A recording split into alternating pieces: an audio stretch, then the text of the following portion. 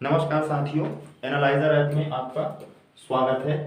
जैसा कि आप जानते होंगे एनालाइजर ऐप के बारे में, और बहुत सारे जो साथी नहीं जानते हैं उन्हें बता दें कि एनालाइजर ऐप के द्वारा YouTube पर MCQs क्वेश्चंस की एक शुरुआत की जा रही है, जिसमें आप CGPSC प्री 2020-21 को ध्यान में रखते हुए अपनी तैयारी को और सुदृढ़ कर सकते हैं। अगर मैं बता दूं एनालाइजर ऐप के बारे में, तो आपको यहाँ पे CGPSC का कंप्लीट सॉल्यूशन मिल जाएगा, जो कि छत्तीसगढ़ राज्य लोक सेवा आयोग की जो परीक्षा आयोजित होती है प्रतिवर्ष फरवरी माह में होती है, और उसके अलावा जो भी विभागीय परीक्षाएं होती हैं उन परीक्षाओं से संबंधित आपको सारी जानकारी और सारा डिटेल्स आपको हमारे इस ऐप से मिल जाएगा। अगर हम ऐप की बात करें तो हमारे ऐप में आपको वीडियो क्लासेस, उसके साथ साथ आपको करंट अफेयर्स, डेली के करंट अफेयर्स यहाँ पे अपलोड होते हैं, जो कि भारत स्तर पे भी होते हैं और छत्तीसगढ़ के स्तर पर भी होते हैं। करंट अफेयर्स क्विज कंपटीशन हमारे यहाँ होता है, और हमारे यहाँ की टेस्ट सीरीज हर साल होती है, जिसमें से टेस्ट सीरीज और ये सारी चीजें आपको उच्च गुणवत्ता युक्त प्रदान की जाती है। अगर आप टेस्ट सीरीज की बात करें तो हमारी गुणवत्ता का अंदाजा आप यहीं से लगा सकते हैं कि CGPSC प्री 2018-19 में 32 से अधिक प्रश्न जो है सीधे सीधे क्वेश्चन टेस्ट सीरीज से ही उठाकर कॉपी कर दिए गए थे, मतलब पूछ दिए गए थे। वहीं 2019-20 CGPSC प्री 2019-20 की हम बात करें तो 46 से अधिक प्रश्न हमारे टेस्ट सीरीज से पूछे गए थे CGPSC प्री में। ठीक है, और एनालाइजर ऐप जो है टेस्ट सीरीज से पूछा गया ये सारे क्वेश्चन का डिस्क्रिप्शन है, और ऐप को डाउनलोड करने के लिए हम लिंक YouTube के डिस्क्रिप्शन में दे देते हैं, जहां से आप चाहें तो ये ऐप डाउनलोड कर सकते हैं। आइए इसी कड़ी में हम शुरुआत करते हैं भारतीय राज्य व्यवस्था एवं शासन प्रणाली, जिसका पहला टॉपिक है भारत का संवैधानिक विकास। और इस भारत के संवैधानिक विकास से हम शुरू करते हैं हमारा पहला वीडियो लेक्चर, जो कि इंडियन पॉलिटी या राज्य व्यवस्था से संबंधित है। इसी तरीके से आपको संविधान के अलावा अन्य जो भी प्री से संबंधित जो भी विषय है उन सारे विषयों का टॉपिक वाइज हम आपको डेली का MCQs लेकर आएंगे। आइए इस कड़ी में पहला क्वेश्चन हम लेते हैं।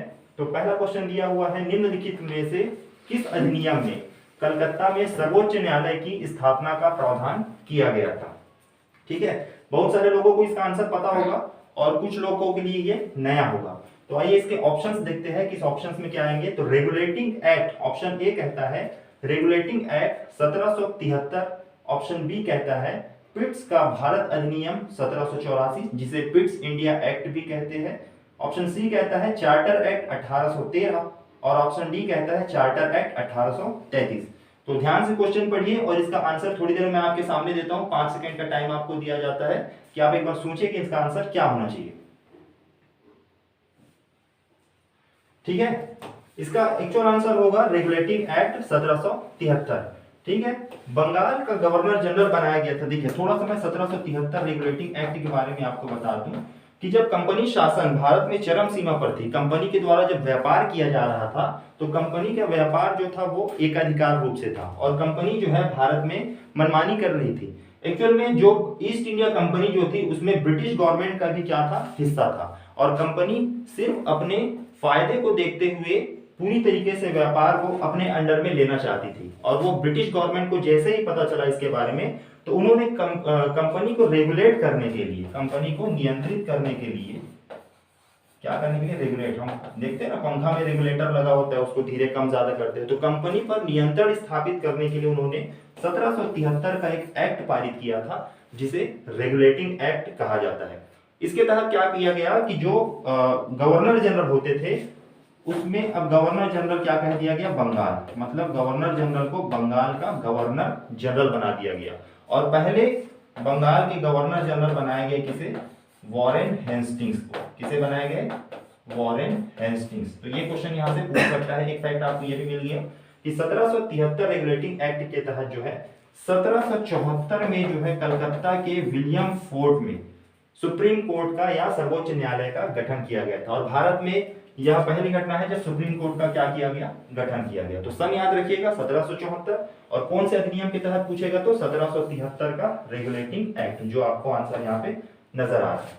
ठीक है, आइए अगले क्वेश्चन की ओर बढ़ते हैं। दूसरा क्वेश्चन है, सूची 1 तथा सूची 2 को सुमेलित कीजिए तथा सूचियों के नाम दिए गए कूट से सही उत्तर का चयन कीजिए। ठीक है, ऑप्शंस इस प्रकार है। अब आपको यहाँ पर ध्यान देना होगा कि इस तरह के क्वेश्चन थोड़ा से डिफिकल्ट पैदा करते हैं, थोड़े से दिक्कत पैदा करते हैं, लेकिन अगर आपने ध्यान से पढ़ा हुआ है तो आपको आसानी से समझ में आ जाएगा। सबसे पहला दिया है नियंत्रण परिषद की स्थापना। तो यहाँ पर नियंत्रण परिषद को एक और चीज कहते हैं BOC, बोर्ड ऑफ कंट्रोलर। क्या कहा जाता है? Board of controller. इसका मतलब ये होता है कि 1784 में जो पिट्स इंडिया एक्ट आया था, उस पिट्स इंडिया एक्ट में BOC की स्थापना की गई थी। किसकी स्थापना की गई थी? BOC की स्थापना की गई थी, जिसमें प्रारंभ में 7 सदस्य रखे गए थे। कितने सदस्य? 7 सदस्य। ये BOC मतलब यही चीज है ना, नियंत्रण परिषद की स्थापना, यानी कि बोर्ड ऑफ कंट्रोलर। इसमें जो 7 सदस्य थे वो ब्रिटिश पार्लियामेंट के सदस्य थे और उन्हें गवर्नर जनरल के कार्यों पर नियंत्रण रखने के लिए और उनकी जानकारी ब्रिटिश पार्लियामेंट या कि ब्रिटिश संसद को देने के लिए नियुक्ति की गई थी। ठीक है, तो पहले ही मैंने आंसर बता दिया, तो इसका क्या आएगा? पिट्स इंडिया एक्ट या पिट्स का भारतीय अधिनियम। ठीक है, दूसरा बी बोलता है सर्वोच्च न्यायालय की स्थापना। तो इससे पहले हमने क्वेश्चन किया था जिसमें मैंने बताया था कि नियामक अधिनियम यानी कि रेगुलेटिंग एक्ट 1773 के तहत 1774 में सर्वोच्च न्यायालय की स्थापना की गई थी। तीसरा बोला गया है इंग्लिश मिशनरियों को भारत में कार्य करने की अनुमति। तो यह जो है 1813 का जो चार्टर एक्ट है उसके तहत जो है भारत में कार्य करने की अनुमति दी गई थी और ईस्ट इंडिया कंपनी के द्वारा इसी अधिनियम के तहत भारत में 1 लाख रुपए का अनुदान दिया गया था। किस क्षेत्र में? शिक्षा के क्षेत्र में। ठीक है, 1 लाख रुपए का अनुदान शिक्षा के क्षेत्र में दिया गया था। तो यहां पर आप याद रखेंगे इंग्लिश मिशनरियों को भारत में कार्य करने की अनुमति चार्टर एक्ट 1813 में दी गई थी। ठीक है, और डी बोलता है कि गवर्नर जनरल की परिषद में कानूनी सदस्य की नियुक्ति। तो गवर्नर जनरल के परिषद में कानूनी सदस्य की नियुक्ति सबसे पहले चार्टर अधिनियम 1833 में की गई थी। कब की गई थी? 1833 में। और इस 1833 में जो पहले सदस्य है वो है लॉर्ड मैकाले। कौन है? Lord Macaulay. इन्हें कानूनी सदस्य या विधि सदस्य के रूप में मान्यता दी गई थी। ठीक है, और इस टाइम पे भारत के गवर्नर जनरल थे। देखिए, इससे पहले 1773 में क्या किया गया था? बंगाल का गवर्नर जनरल घोषित किया गया था। फिर 1833 का जो भारत शासन अधिनियम आया था जिसे चार्टर एक्ट कहते हैं, उसके तहत अब गवर्नर जनरल को भारत का गवर्नर जनरल बना दिया गया। और पहले भारत के गवर्नर जनरल होते हैं विलियम बेंटिंग। कौन होते हैं? Lord William Bentinck. ठीक है, ये सारे क्वेश्चन और इसका डिस्क्रिप्शन आपको हमारे टेलीग्राम चैनल पर मिल जाएगा, जिसका लिंक हम नीचे यूट्यूब के डिस्क्रिप्शन पे दे देते हैं। आप हमारे टेलीग्राम चैनल से टेलीग्राम चैनल से जुड़कर उसे डाउनलोड कर सकते हैं और वहां से आपको इसका पूरा PDF समझ में आ जाएगा। ठीक है, आगे चलते हैं। इस तरह से इसका आंसर क्या होगा?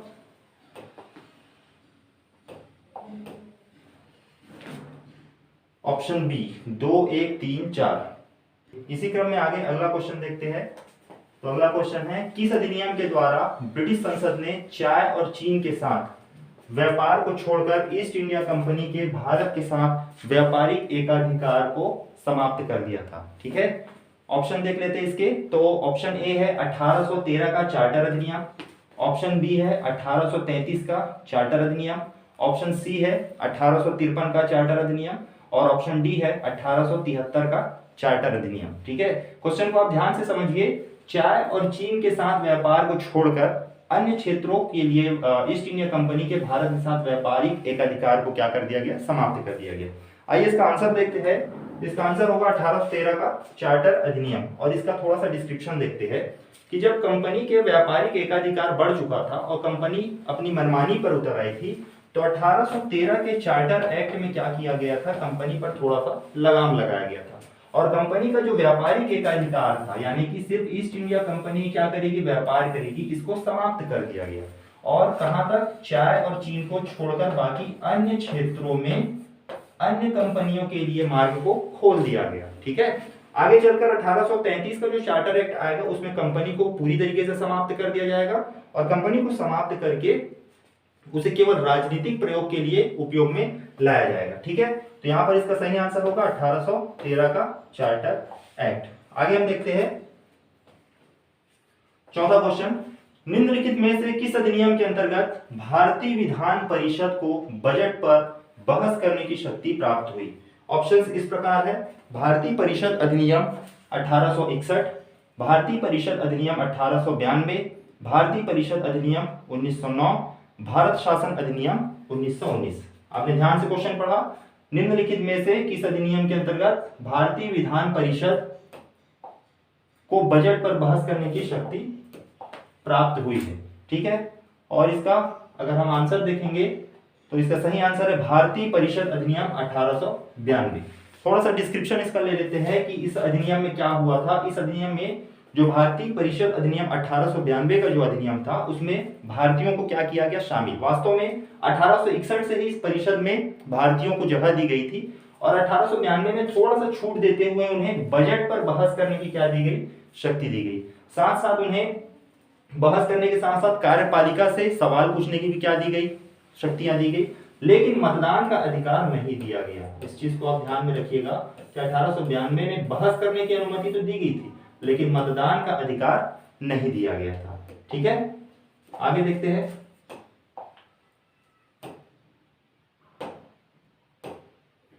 पांचवा क्वेश्चन, ब्रिटिश भारत में सांप्रदायिक प्रतिनिधित्व की व्यवस्था निम्नलिखित में से किस अधिनियम द्वारा की गई थी?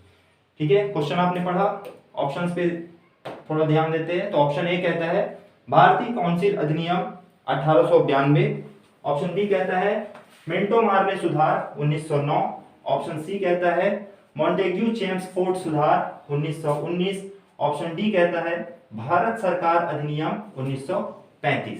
ठीक है, क्वेश्चन आपने ध्यान से पढ़ा। यहाँ पर एक चीज आपको ध्यान में रखनी होगी, सांप्रदायिक प्रतिनिधित्व की व्यवस्था। ठीक है, और यहाँ भी सांप्रदायिक प्रतिनिधित्व की व्यवस्था आती है। हम याद करते हैं सीधे सीधे किसको, मार्ले मिंटो या मिंटो मार्ले सुधार, जिसे भारत परिषद अधिनियम 1909 के नाम से भी जाना जाता है। और इस अधिनियम को लाने के पीछे का सबसे प्रमुख कारण यह था कि 1906 में मुस्लिम लीग का गठन होना। किसका गठन होना?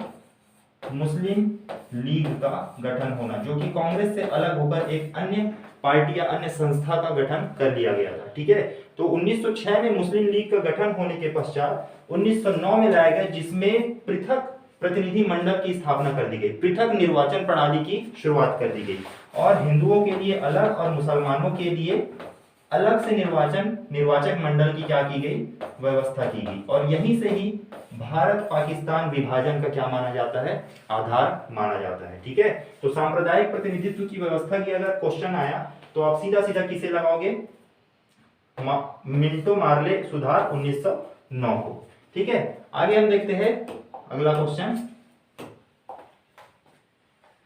छठा क्वेश्चन है, निम्नलिखित में से किस एक अधिनियम द्वारा भारत में संघीय न्यायालय की स्थापना की गई थी? ठीक है, काफी बेसिक सवाल है और बहुत सारे क्वेश्चंस, बहुत सारे एग्जाम्स में इसको पूछा भी गया है कि किस एक अधिनियम द्वारा भारत में संघीय न्यायालय की स्थापना की गई थी। ऑप्शंस है भारतीय परिषद अधिनियम 1861, भारत सरकार अधिनियम 1909, भारत सरकार अधिनियम 1919 या उपर्युक्त में से कोई नहीं। इसका सही आंसर क्या होना चाहिए, आप सुन सकते हैं। इसका सही आंसर है उपर्युक्त में से कोई नहीं। ठीक है, और एक्चुअल में अगर आंसर की आप बात करोगे तो ये आता है भारत शासन अधिनियम 1935। भारत शासन अधिनियम 1935 के जरिए जो है यह प्रावधान किया गया था कि भारत में एक संघीय न्यायालय की स्थापना की जाएगी। ठीक है, आगे दो क्वेश्चंस और है संघीय न्यायालय से संबंधित जो कि काफी इंपॉर्टेंट माने जाते हैं। और 1935 के अधिनियम में बहुत सारे प्रावधान ऐसे किए गए थे जिसका मूल हमारे संविधान में उपस्थित है, मतलब मूल आधार हमारे संविधान का जो है वो 1935 का अधिनियम ही माना जाता है। जिनमें से एक प्रावधान था कि संघीय न्यायालय की भारत में क्या किया जाना, स्थापना किया जाना। इसके साथ साथ बर्मा को भारत से अलग किया जाना और भारत में शक्तियों का विभाजन भी, ये सारे प्रावधान जो है इसी अधिनियम के द्वारा दिए गए थे। ठीक है, अगला क्वेश्चन देखते हैं हम।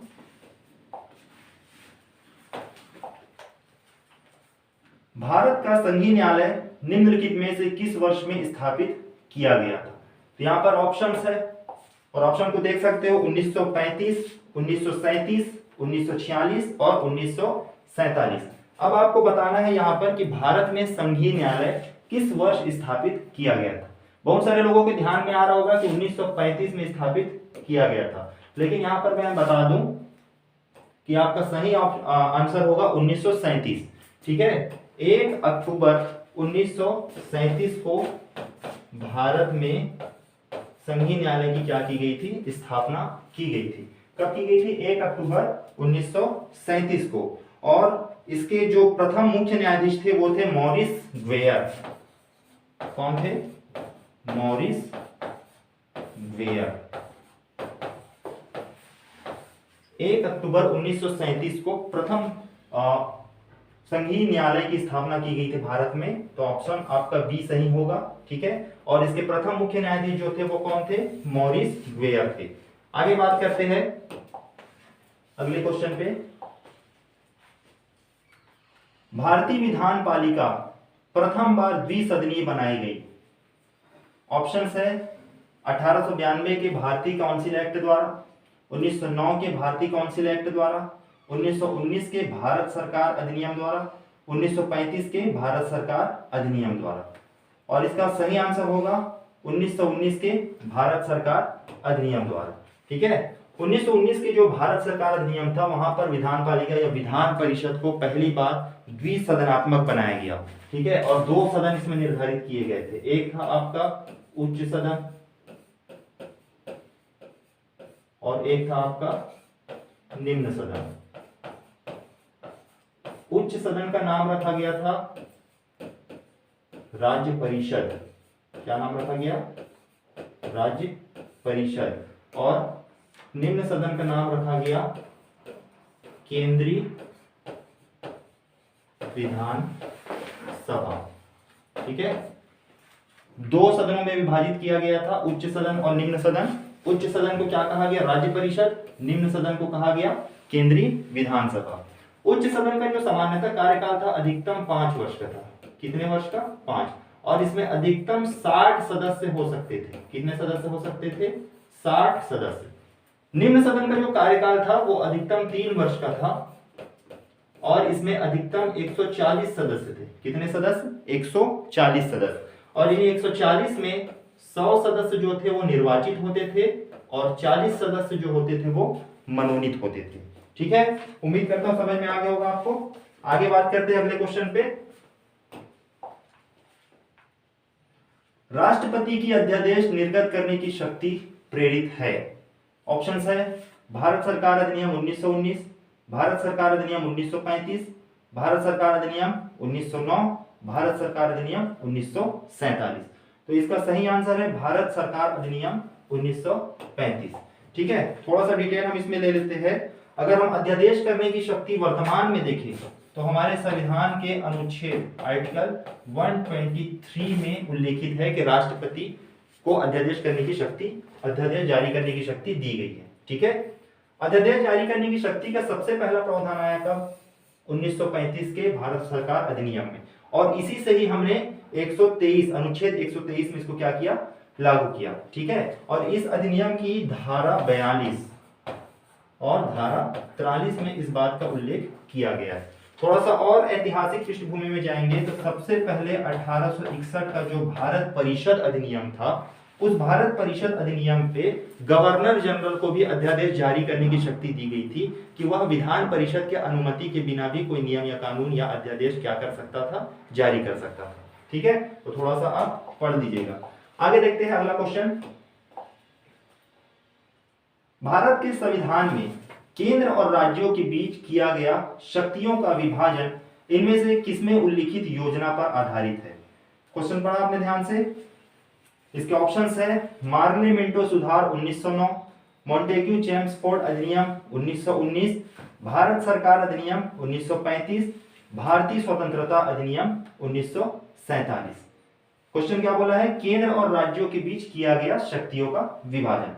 आंसर होगा भारत सरकार अधिनियम 1935। ठीक है, भारत सरकार अधिनियम 1935 या भारत शासन अधिनियम 1935 जो है उसमें बहुत सारे प्रावधान ऐसे हैं जो कि हमारे संविधान का मूल स्रोत माना जाता है। और उसमें ये जो प्रावधान किया गया है कि केंद्र और राज्यों के बीच शक्तियों का विभाजन, तो 3 भागों में शक्तियों का विभाजन किया गया था। एक संघ सूची, एक राज्य सूची और एक समवर्ती सूची।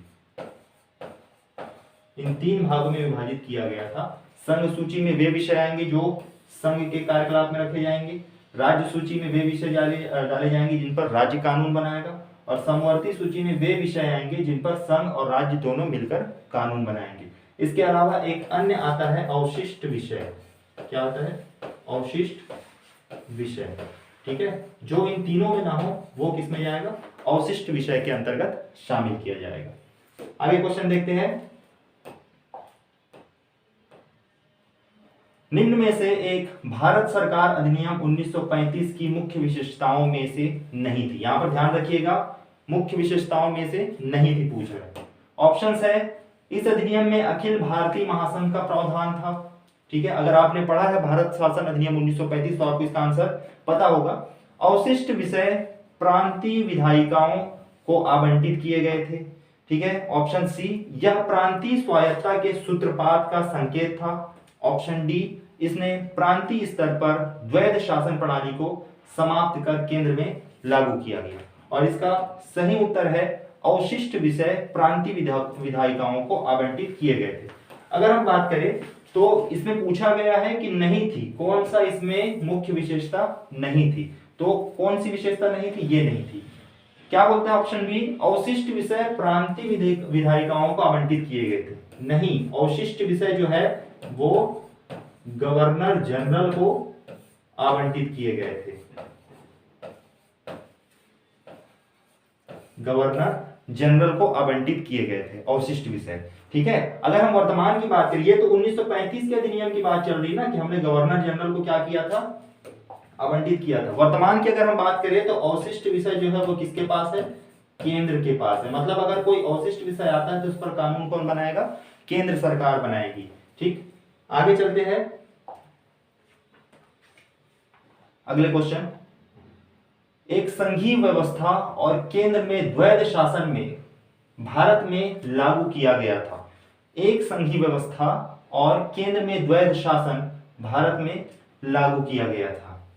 ठीक है, इसके ऑप्शंस है 1909 के अधिनियम द्वारा, ऑप्शन बी है 1919 के अधिनियम द्वारा, ऑप्शन सी है 1935 के अधिनियम द्वारा, ऑप्शन डी है उपर्युक्त में से कोई नहीं। आपको अगर आंसर मालूम है तो आप सोच लीजिएगा, लेकिन इसका सही आंसर है 1935 के भारत शासन अधिनियम द्वारा। क्वेश्चन क्या कहता है? एक संघीय व्यवस्था और केंद्र में द्वैध शासन। देखिए 1919 का जो भारत शासन अधिनियम आया था उसमें प्रांतीय स्वायत्तता की बात की गई थी और प्रांत में द्वैध शासन लागू किया गया था। किसमें लागू किया गया था? प्रांत में। लेकिन 1935 का अधिनियम जो कहता है उसमें प्रांतों से द्वैध शासन हटा दिया गया और केंद्र में लागू कर दिया गया। कहां लागू कर दिया गया? केंद्र में। द्वैध शासन के अंतर्गत दो चीजें आती हैं, दो विषयों में बांटा गया था। एक आता है हस्तांतरित और एक आता है आरक्षित। ये दो विषय शामिल किए गए थे, हस्तांतरित और आरक्षित। आगे देखते हैं 1935 के अधिनियम द्वारा स्थापित संघ में अवशेष शक्तियां किसको दी गई थी? थोड़ी देर पहले मैंने आपको एक क्वेश्चन में बताया था, तो आपको इसका आंसर मालूम होना चाहिए। ऑप्शन ए है संघीय विधान पालिका को, ऑप्शन बी है प्रांतीय विधानमंडल को, ऑप्शन सी है गवर्नर जनरल को, ऑप्शन डी है प्रांतीय गवर्नर को। तो इसका सही आंसर है गवर्नर जनरल को। और इसका डिटेल मैंने बता दिया था आपको, तो ज्यादा इस पर चर्चा करने की आवश्यकता नहीं है। अगला क्वेश्चन देखते हैं, निम्नलिखित अधिनियमों में से किस अधिनियम के फलस्वरूप बर्मा को भारत से अलग किया गया या बर्मा भारत से अलग हुआ? ऑप्शंस है Indian Council Act 1909, government of India Act 1919, government of India Act 1935 और ऑप्शन डी है इंडियन इंडिपेंडेंस एक्ट 1947। तो इसका सही आंसर है option C government of India Act. ठीक है, गवर्नमेंट ऑफ इंडिया एक्ट के तहत जो है 1935 के एक्ट के तहत बहुत सारे प्रावधान किए गए थे, जिनमें से एक प्रावधान था कि बर्मा को भारत से अलग किया गया। आगे क्वेश्चन देखते हैं जो कि हमारे आज का आखिरी क्वेश्चन है। 1935 का गवर्नमेंट ऑफ इंडिया एक्ट क्यों महत्वपूर्ण है? एक क्वेश्चन यहाँ पे आया हुआ है, 1935 का गवर्नमेंट ऑफ इंडिया एक्ट क्यों महत्वपूर्ण है? ऑप्शन ए, यह भारतीय संविधान का प्रमुख स्रोत है। ऑप्शन बी, इसके द्वारा भारत को स्वतंत्रता मिली। ऑप्शन सी, इसमें भारत विभाजन उल्लिखित है। ऑप्शन डी, इसके द्वारा रियासतें समाप्त हुई। तो इन चारों में से कौन सा ऑप्शन सही है, इसको आपको चयन करना है। और इसका सही उत्तर है यह भारतीय संविधान का प्रमुख स्रोत है। भारतीय संविधान का प्रमुख स्रोत इसलिए है क्योंकि ये भारत शासन अधिनियम का जो 1935 का अधिनियम था उसका 70% भाग हमने अपने मूल संविधान में उतारा है। तो इस अधिनियम 1935 का जो गवर्नमेंट ऑफ इंडिया एक्ट है उसका हमने 70% भाग क्या किया है, शामिल किया अपने संविधान में। इसी तरीके से आपका ये 15 क्वेश्चन आपके इंडियन पॉलिटी का जो पहला भाग था संवैधानिक विकास वो समाप्त होता है। कल फिर हम मिलेंगे यूट्यूब चैनल पर जिसमें हम अगले टॉपिक पर चर्चा करेंगे। और ये हमारा एनालाइजर ऐप है जिसका लिंक हम डिस्क्रिप्शन में दे देते हैं और यहाँ से आप जाकर ये एनालाइजर ऐप डाउनलोड कर सकते हैं जिसमें हमारे videos, quiz competitions, daily current affair और हमारे टेस्ट सीरीज के क्वेश्चन पेपर आपको आसानी से मिल जाएंगे। धन्यवाद।